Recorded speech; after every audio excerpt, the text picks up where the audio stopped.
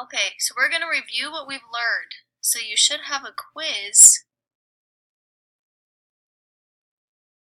Go ahead and answer those 3 questions.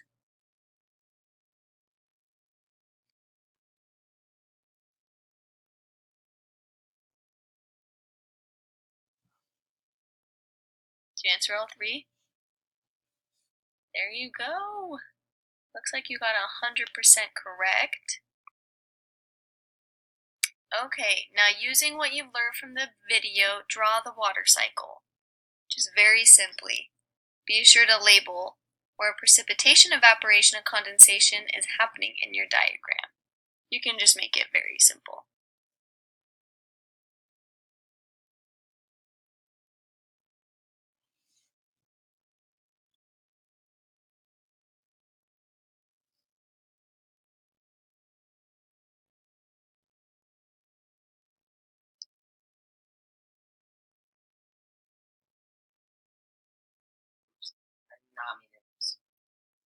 It's okay. This is for practicing, so. Wow, that's quite the drawing there, Max. Okay, so now the last thing that we're going to do is fill in the blanks.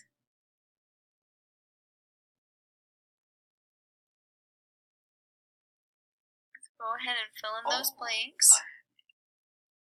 Yeah, you have a word bank down there to go ahead and fill it in.